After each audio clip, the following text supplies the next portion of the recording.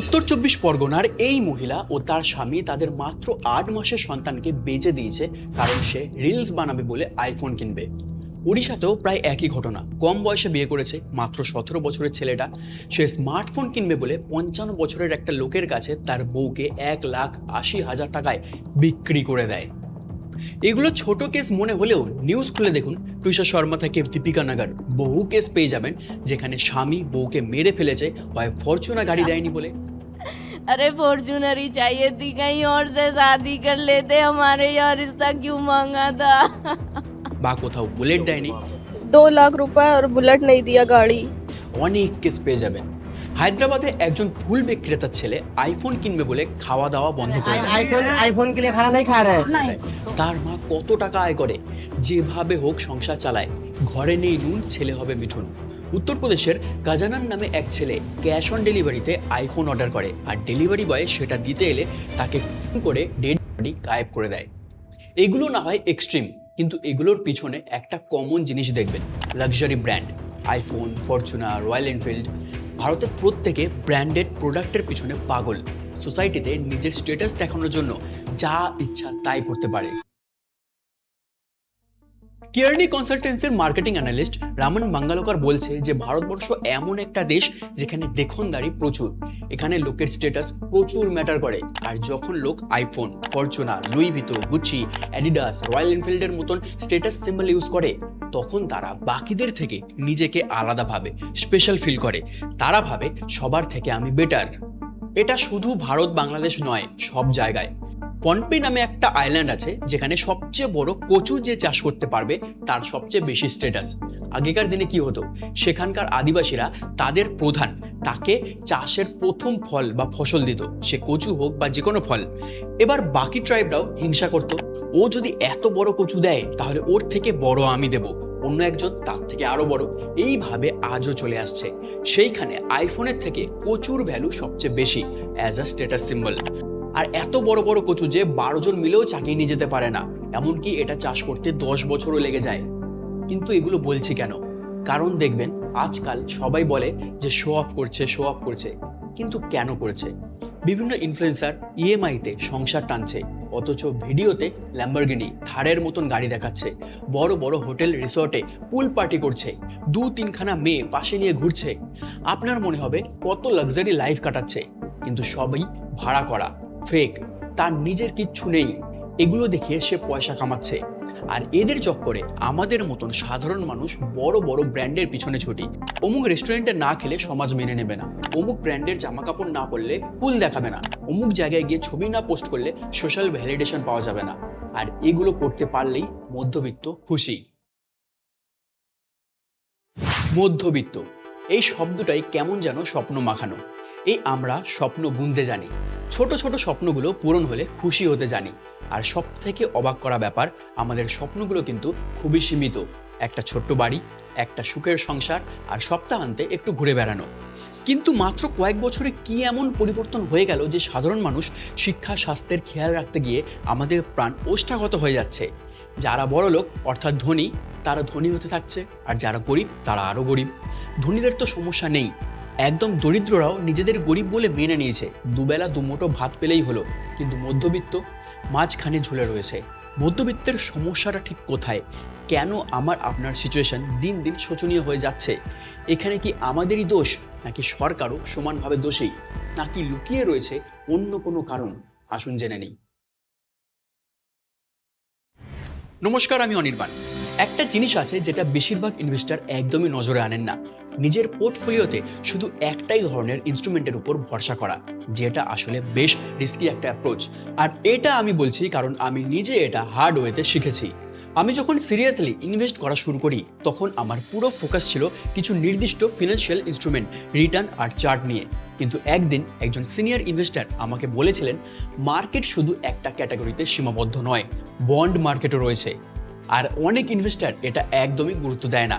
তখন থেকেই আমি বন্ড নিয়ে বুঝতে শুরু করি, একটা ওভারঅল ইনভেস্টমেন্ট অ্যাপ্রোচ ব্যালেন্স আনার একটা উপায় হিসেবে। কর্পোরেট বন্ড হলো এমন একটা ডেপ্ট ইনস্ট্রুমেন্ট যেখানে ইন্টারেস্ট রেট আর রিপেমেন্ট স্ট্রাকচার আগে থেকেই ঠিক করা থাকে। তবে অন্য যে কোনো ইনভেস্টমেন্টের মতন এখানেও রিস্ক রয়েছে, যেমন পেমেন্টে দেরি হওয়া বা ডিফল্ট হওয়া। তাই প্রোডাক্টটা ভালোভাবে বোঝা খুব জরুরি। আগে এই মার্কেটে অ্যাক্সেস পাওয়া এত সহজ ছিল না, কিন্তু এখন কিছু প্ল্যাটফর্মের কারণে রিটেইল ইনভেস্টররাও লিস্টেড কর্পোরেট বন্ড এক্সপ্লোর করতে পারছেন। আর এখানেই আসে উইন্ড ওয়েলথ। উইন্ড ওয়েলথ একটা সেবি রেজিস্টার্ড ব্রোকার। আমি নিজেও এই প্ল্যাটফর্মের মাধ্যমে বন্ড এক্সপ্লোর করেছি। এখানে সাধারণত BBB থেকে A রেটিংয়ের বন্ড লিস্টেড থাকে, আর ইনভেন্টরি অনুযায়ী রিটার্ন সাধারণত বছরে 9 থেকে 12% মধ্যে হতে পারে। আমার যেটা সবচেয়ে ভালো লেগেছে সেটা হলো পুরো প্রসেসটা অনেক সিম্পল। আপনি UPI বা নেট ব্যাংকিং দিয়ে ইনভেস্ট করতে পারবেন, নিজের ড্যাশবোর্ডে সব ট্র্যাক করতে পারবেন, রিপেমেন্ট শিডিউল পরিষ্কারভাবে দেখতে পারবেন, এমনকি রিইনভেস্টমেন্টও সেট করতে পারবেন। আরও একটা ইন্টারেস্টিং বিষয় হলো উইন্ড ওয়েলথ তারা যে বন্ড লিস্ট করে সেখানে নিজেরাও 2% ইনভেস্ট করে। সব বন্ডই এক্সচেঞ্জ লিস্টেড, আর আপনি যদি ম্যাচুরিটির আগেই এক্সিট করতে চান তাহলে প্ল্যাটফর্মের মাধ্যমে সেল করতে পারবেন, তবে তখনকার প্রিভেলিং ইন্টারেস্ট রেট অ্যাপ্লিকেবল হবে। আপনি যদি নিজের পোর্টফোলিওটা আরও ভালোভাবে বুঝতে চান আর শুধু একটা অ্যাসেট ক্লাসের উপর ডিপেন্ড না করতে চান, তাহলে লিস্টেড কর্পোরেট বন্ড সম্পর্কে শেখা অবশ্যই ওয়ার্থ ইওর টাইম। ডেসক্রিপশনে লিঙ্ক দেওয়া রয়েছে, চাইলে চেক আউট করতে পারেন। আপনার মতে ধনী বা বড় লোককে? যার বড় বাড়ি আছে, লাক্সারি গাড়ি আছে, ব্যাংকে কোটি কোটি টাকা আছে? হয়তো।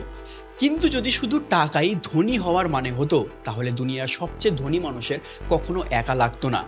একটা মধ্যবিত্ত পরিবারের ঘরে হয়তো দামি সোফা থাকে না, বড় টিভি থাকে না, প্রতি বছর ফরেন ট্রিপ হয় না, উইকেন্ডে 5 স্টার হোটেলে ডিনারও হয় না, কিন্তু ওই ঘরে এমন কিছু অবশ্যই থাকে যা দুনিয়ার কোনো বিলিয়নিয়ার কিনতেও পারে না, আর সেটাই ওই ঘরের আসল সম্পদ। একটা মধ্যবিত্ত ঘরের গল্প টাকা দিয়ে কম, তার ত্যাগ দিয়ে বেশি লেখা হয়, কিন্তু সেই ত্যাগের মূল্য দিন দিন বাড়ছে। আপনারা জানেন কি, ভারতের মাত্র 1% পপুলেশনের কাছে ভারতের 40.1% ধনসম্পদ, কিন্তু আবার ট্যাক্স দেওয়ার বেলায় দেখা যায় ঘটনাটা সম্পূর্ণ উল্টো। সেক্ষেত্রে দেখা যায় ট্যাক্সের মাত্র 3% এই উচ্চ শ্রেণীর মানুষরা বহন করছেন। যে সমস্ত পরিবারের বার্ষিক আয় 5 লাখ থেকে 30 লাখ পর্যন্ত, তাদেরকে মধ্যবিত্ত হিসেবে ধরা হয়। যদিও এক্ষেত্রে সরকার প্রদত্ত কোনো গাইডলাইন নেই, তাই এই মধ্যবিত্তের সংজ্ঞাটা ভীষণভাবে অ্যাম্বিগুয়াস। পরিবারের কজন রয়েছে, তাদের আয়ের উৎস, তারা কোথায় বসবাস করছে, তাদের খাদ্যাভ্যাস, এই সব কিছু পরিষ্কারভাবে না জানা গেলে শুধুমাত্র টাকার অঙ্ক দিয়ে পরিমাপ করা সম্ভব নয়। এটা একটা মানসিকতাও বলা যেতে পারে। বর্তমানে ভারতে এই মধ্যবিত্তের সংখ্যা প্রায় 31%। এবার আসি এই মধ্যবিত্ত সমাজ কেন অর্থনীতির জন্য ভীষণ প্রয়োজন। আগেই বলেছি, মধ্যবিত্তরা স্বপ্ন দেখে। এই অ্যাসপিরেশনাল মানুষগুলোর কাছে পারচেসিং পাওয়ার আছে, অর্থাৎ এরা জিনিস কেনে। এদের জন্যই বাজারে নতুন জিনিস তৈরি হয়। আমরা সিনেমা দেখি, রেস্টুরেন্টে খেতে যাই। সোজা কথায় আমরা হলাম যে কোনো কর্পোরেট ব্র্যান্ডের টার্গেটেড কাস্টমার।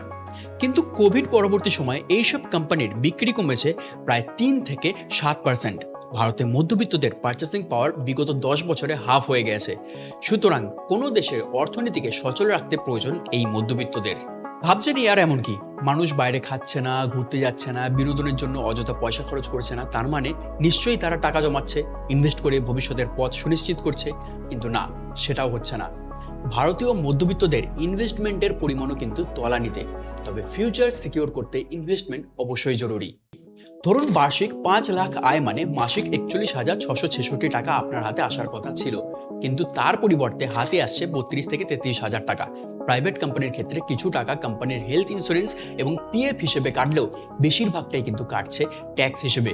বেশ, তবে আপনার হাতে আসা এই 33,000 টাকা নিয়ে আপনি বেরোলেন বাজার করতে। কি দেখলেন? না GST। চাল, ডাল, আটা, ময়দা, তেল কিনবেন, দিন 5% GST। বিস্কুট কিনবেন, কেক কিনতে চান, দিন 18% GST। উইকেন্ডে সিনেমা দেখবেন, কোনো চিন্তা নেই, GST আপনার সাথ দেবেই। GST অর্থাৎ গুডস অ্যান্ড সার্ভিসেস ট্যাক্স কিন্তু সবার জন্য এক। আজ আম্বানি পরিবারের কেউ যে টাকা দিয়ে জিনিস কিনছে, আপনিও কিন্তু সেই একই টাকা দিতে বাধ্য। যদিও এর মধ্যেও ফাঁক রয়েছে। 25 কেজির উপর আনব্র্যান্ডেড জিনিসের ক্ষেত্রে কিন্তু GST লাগু হয় না। তবে একটা 3 বা 4 জনের পরিবারের 25 কেজির উপরে রান্নার কাঁচামালের কোনো প্রয়োজনীয়তা থাকে না। এর পুরো সুবিধা নিতে পারে কমার্শিয়াল রেস্টুরেন্টগুলো। সরকারের আরও কিছু একচোখ আমি তুলে ধরছি। 2019 সালে ভারত সরকার কর্পোরেট ট্যাক্সের পরিমাণ 22% থেকে কমিয়ে 19% করে দেয়। ফল হয় আশানুরূপ। 2004 সালে বিগত 15 বছরের মধ্যে সবথেকে বেশি প্রফিট দেখা যায় কর্পোরেট সেক্টরে। আপনি যদি ভেবে থাকেন এতে কর্পোরেট এমপ্লয়ীদেরও মাইনে সমান হারে বেড়েছে, তাহলে আপনি আবারও হতাশ হবেন। লাভের বুর কিন্তু খেয়ে যাচ্ছে পিঁপড়ে, আমাদের হাতে এসে আর পৌঁছাচ্ছে না। 2024 সালের ইনফ্লেশন রেট ছিল 5.09%, অথচ সংখ্যাগরিষ্ঠ এমপ্লয়ীদের ইনক্রিমেন্ট কিন্তু হয়েছে 3 থেকে 4%। যেখানে আয়ের থেকে ব্যয় বেশি, সেখানে কিভাবে মানুষ টাকা জমাবে? আবার কোম্পানির মাথায় বসে থাকা কিছু সিইওরা দাবি করছে ভারতীয়রা অলস, তারা কাজ করতে চায় না, কাজ করলেই নাকি তারা বড়লোক হয়ে যাবে। টাকার গাজর আমাদের নাকের সামনে ঝুলিয়ে তারা বলছে 70 ঘন্টা 90 ঘন্টা কাজ করতে। এমনকি একজন অত্যন্ত দুঃখিত, কারণ তিনি আমাদের রবিবার কাজ করার সুযোগ দিতে পারছেন না। অথচ একটু পিছনে গেলেই দেখা যাবে এই কোম্পানির একজন ফ্রেশারের মাইনে বিগত 10 বছর ধরে একই রয়ে গেছে। এই সহজ অঙ্কটা কেন ওনারা বুঝতে পারছেন না বলুন তো? অনেক কোম্পানি দাবি করেন তাদের কাজ করার মতন যোগ্য ব্যক্তি তারা খুঁজে পান না। আনএমপ্লয়মেন্টের থেকে আনএমপ্লয়েবিলিটি একটা বড় সমস্যা। চাকরি খুঁজছেন এমন অনেকেই নাকি চাকরি করার উপযুক্ত নয়। এমনটা কিন্তু হবার কথা ছিল না, কারণ মধ্যবিত্ত বাবা মা না খেতে পেয়ে এমনকি জমি বাড়ি বিক্রি করে হলেও তাদের সন্তানকে উচ্চশিক্ষার শিক্ষিত করতে চান। তাদের এই মধ্যবিত্ত মানসিকতা তাদের শিখিয়েছে শিক্ষাই জীবনের সবথেকে বড় ইনভেস্টমেন্ট। কিন্তু আজকের এই সমাজ তাদেরকে ভুল প্রমাণিত করে দিচ্ছে। সরকারি স্কুলগুলোর হাল তথৈবচ। শিক্ষকদের দুর্দশার কথা নতুন করে নাই বা বললাম। যাদের সামান্য সামর্থ্য রয়েছে তারা নিজেদের সন্তানকে ভর্তি করাচ্ছে প্রাইভেট স্কুলে। বেশ কিছু নামী প্রাইভেট স্কুলগুলোতে নার্সারি, এলকেজি, ইউকেজিতে ভর্তি করার ফিস বছরে 1 লাখ থেকে 1.5 লাখ। উঁচু ক্লাসগুলোতে ফিস সমানুপাতিক হারে বৃদ্ধি পাচ্ছে। আর এটাই কিন্তু শেষ নয়, এর সঙ্গে রয়েছে কালচারাল অ্যাক্টিভিটিস, টিউশন, আরও অনেক কিছু। শহরাঞ্চলে গোটা স্কুল জীবনে প্রায় 15 থেকে 20 লাখ টাকা খরচ করতে বাবা মায়ের প্রাণ ওষ্ঠাগত। সেই খরচ প্রতি বছরে বাড়ছে 8 থেকে 12%। বিগত কয়েক বছরে একটা ট্রেন্ড লক্ষ্য করেছেন? মাধ্যমিক, উচ্চ মাধ্যমিক, সিবিএসসি, 10, 12, আইসিএসসি এই সমস্ত বোর্ডের বড় বড় পরীক্ষাগুলোতে 90% আর তারও উপরে পাওয়া ছাত্রছাত্রীদের সংখ্যা কীরকম বিপুল হারে বৃদ্ধি পেয়েছে। এরা হয়তো সকলেই মেধাবী, কিন্তু তাদের বিশেষ কোনো প্রতিফলন সমাজে দেখা যাচ্ছে না। অতএব এর একটাই কারণ হতে পারে, আমাদের শিক্ষা ব্যবস্থা ভীষণই গতানুগতিক হয়ে গেছে। সম্পূর্ণটাই পরীক্ষা নির্ভর এবং অন্তঃসার শূন্য। কোশ্চেন প্যাটার্ন কমন, কী প্রশ্নের কী উত্তর দিলে নম্বর ভালো পাওয়া যাবে সেটা মুখস্থ ছাত্রছাত্রীদের। এই ধরনের শিক্ষা কিন্তু সমাজের অবনতি ডেকে আনে। তাই ভালো নম্বর পেলেও সেটাকে আর বাস্তব জীবনে কাজে লাগাতে পারছে না তারা। ফলে বাড়ছে কম্পিটিশন। মাত্র 10টা পোস্টের জন্য অ্যাপ্লাই করছে 1 লাখ মানুষ। এমনটাই যেন স্বাভাবিক দৃশ্য এখনকার দিনে। এমনকি আমাদের এই অভাগা দেশে গ্রুপ ডি পোস্টের জন্য অ্যাপ্লাই করে মাস্টার ডিগ্রি কিংবা পিএইচডি করা মানুষরাও। সরকারি চাকরির ক্ষেত্রেও পার্মানেন্ট স্টাফের থেকে বেশি রয়েছে কন্ট্রাকচুয়াল স্টাফ। এদের মাইনে কম, ভবিষ্যতের নিশ্চয়তা নেই, অবশিষ্ট লাভ সরকারের। পার্মানেন্ট নিয়োগ বহুদিন বন্ধ, রাজ্যে তো বটেই, কেন্দ্রীয় সরকারের বিভাগেও। একই সঙ্গে বেড়েছে প্রযুক্তিবিদ্যার দিকে ঝোঁক। এখন প্রত্যেক মধ্যবিত্ত বাড়িতে রয়েছে অন্তত একজন ইঞ্জিনিয়ার। উদ্দেশ্য একটাই, একটু ভালো রোজগার করে বাবা মায়ের মুখে হাসি ফোটানো। চাকরি যদিও বা জুটে গেল, প্রমোশনের আর কোনো দেখা নেই। সঙ্গে রয়েছে পান থেকে চুন খসলেই চাকরি হারানোর ভয়। তাহলে আপনি করবেনটা কি? 70 থেকে 90 ঘন্টা কাজ করবেন, পরিবারের সঙ্গে বা নিজের মতন করে সময় না কাটিয়ে নিজের যোগ্যতা প্রমাণ করবেন, কিন্তু বিনিময়ে মাইনে বাড়বে না। ফলস্বরূপ কখনো কলকাতা, কখনো আগ্রা, কখনো কেরালা। চাকরিজীবী মানুষের মৃত্যুর সংখ্যা কিন্তু ক্রমেই বেড়ে চলেছে। শিক্ষা ব্যবস্থার সাথে সাথে এক উন্নত সমাজের স্তম্ভ হলো উন্নত চিকিৎসা ব্যবস্থা। হ্যাঁ, এখানেও সরকারি হাসপাতালে বিনামূল্যে চিকিৎসা হয়, কিন্তু সরকারি হাসপাতালে যা অবস্থা তাতে আপনি সর্বশান্ত হলেও কখনোই প্রথম চয়েসে প্রিয়জনকে সরকারি হাসপাতালে ভর্তি করাতে চাইবেন না। এবার প্রাইভেট হাসপাতালে চিকিৎসার খরচ প্রতি বছরে বাড়ছে প্রায় 14%। জাস্ট একটা মেডিকেল ইমার্জেন্সি আর আপনি আপনার পরিবার নিয়ে পথে বসতে বাধ্য। বুঝতেই পারছেন, মাইনে বাড়ছে বছরে 4 থেকে 5%, আর এডুকেশন, মেডিকেল এক্সপেন্স সহ নিত্য প্রয়োজনীয় জিনিসের দাম বাড়ছে 7 থেকে 8%। অতএব পকেটে টান পড়লে নিতে হচ্ছে লোন, আর এই লোন ট্র্যাপে একবার পা দিলে সেখান থেকে বেঁচে ফেরার উপায় কিন্তু খুব কষ্টকর। সে ক্রেডিট কার্ড হোক বা ইএমআই। ধরুন আপনার ক্রেডিট কার্ড নেই, তারপরও কিন্তু আপনি লোনে জর্জরিত হতে পারেন। একটা গাড়ি কিংবা নিজের একটা ছোট্ট ফ্ল্যাট কেনার ইচ্ছা তো সকলেরই থাকে। টাকা জমিয়ে কিনতে গেলে হয়তো আজীবন লেগে যাবে। তার জন্যও রয়েছে চোখ ধাঁধানো লো কস্ট ইএমআই আর 0 ডাউন পেমেন্টের হাতছানি। বিনা মূল্যে কিংবা সামান্য কিছু অর্থ দিলেই জিনিসটি আপনার হয়ে যাবে। কিন্তু এখানেই রয়েছে টুইস্ট। আপনারা বোঝার আগেই আপনার মাথায় ঝুলবে একটা দীর্ঘমেয়াদী লোন। রিসেন্ট গবেষণায় দেখা যাচ্ছে একজন চাকুরিজীবী নিজের মাসিক মাইনের 33% ইএমআই হিসেবে দিয়ে দেয়। তাহলে ভাবুন সঞ্চয়টা হবে কিভাবে। আর আমাদের দেশে হাজার হাজার কোটি টাকার লোন ফাঁকি দিতে পারে বিজয় মালিয়া কিংবা নীরব মোদীর মতন বড়লোক মানুষেরা। এসব কি আর আমাদের কাজ? ওনারা ভিআইপি ট্রিটমেন্ট পেলেও আমাদের কোমরে দড়ি পড়াতে দেরি করবে না পুলিশ। এতক্ষণ অবধি যা যা বললাম তাতে আমাদের হাত নেই। মধ্যবিত্তরা যে আজ বিলুপ্ত হতে চলেছে তার একটা বড় কারণ কিন্তু দেখনদারি। হাতে হাতে আইফোন কিংবা ম্যাকবুক এখন ট্রেন্ড হয়ে গেছে। একটু ভালো করে ভেবে দেখুন তো, একটা 1 লাখ টাকার ফোন ঠিক কতজন মানুষের এক্স্যাক্টলি প্রয়োজন? নিত্যদিন ইনফ্লুয়েন্সারদের দ্বারা ইনফ্লুয়েসড হয়ে জেনজি ঝুঁকছে ফাস্ট ফ্যাশনের দিকে। আগে মধ্যবিত্তদের নতুন জামা কাপড় কেনার জন্য মাত্র 3টে অকেশন ছিল: নববর্ষ, পুজো এবং একটু অবস্থাপন্ন হলে নিজের জন্মদিন। সেই মানুষগুলোই এখন প্রতি মাসে কিনছে নতুন জামা, জুতো, এবং সেগুলো কিন্তু ব্র্যান্ডেড। কে কোন বিদেশি ব্র্যান্ডের জিনিস ব্যবহার করতে পারবে সেটার যেন একটা অলিখিত কম্পিটিশন চলছে সবার মধ্যে। অবশ্যই হাতে টাকা থাকলে কেনা উচিত, কিন্তু ভবিষ্যতের জন্য সঞ্চয় না করে জামা কিংবা প্রসাধনী কেনাটা কি যুক্তিসঙ্গত? এই ধরনের মানসিকতাকে বলা হয় YOLO, you only live once. জানি না আমাদের বাবা মায়েরা এই জিনিস ভাবলে আজ আমাদের কি হতো। তারপরও কেউ কেউ ভেবে থাকেন অল্প স্বল্প ইনভেস্টমেন্ট করবেন, কিন্তু কোথায় করবেন, কিভাবে করবেন, এইসবের কোনো আইডিয়া নেই আমাদের কাছে। জীবনের এই গুরুত্বপূর্ণ শিক্ষাগুলো কিন্তু আমরা স্কুল কলেজ থেকে পাই না। বাড়ির বড়দের উপদেশ নিতে গেলে অপশন থাকে হয় পোস্ট অফিস কিংবা ব্যাংকের ফিক্সড ডিপোজিট। আরে বাবা, যেখানে ইনফ্লেশন রেট জমানো টাকার ইন্টারেস্ট রেটের থেকে বেশি, সেখানে টাকা রেখে লাভটা কি?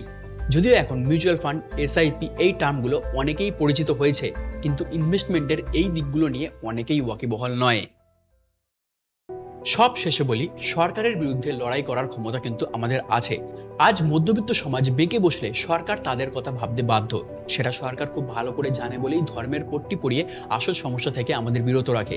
ট্যাক্স দেব, দেশের উন্নতিতে ট্যাক্স দিতে কোনো সাধারণ মানুষের অসুবিধার হওয়া কথাও নয়, কিন্তু তার পরিবর্তে না পাচ্ছি সরকারি স্কুল, সরকারি হাসপাতাল, আর না পাচ্ছি দূষণমুক্ত পরিবেশ কিংবা উন্নত রাস্তাঘাট।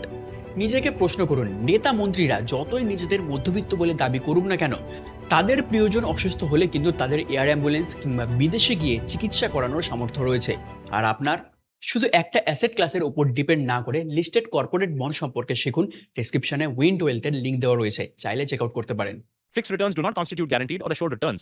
Investments in corporate debt securities, municipal debt securities, and securitized debt instruments are subject to credit risks, market risks, and default risks, including delay and/or default in payment.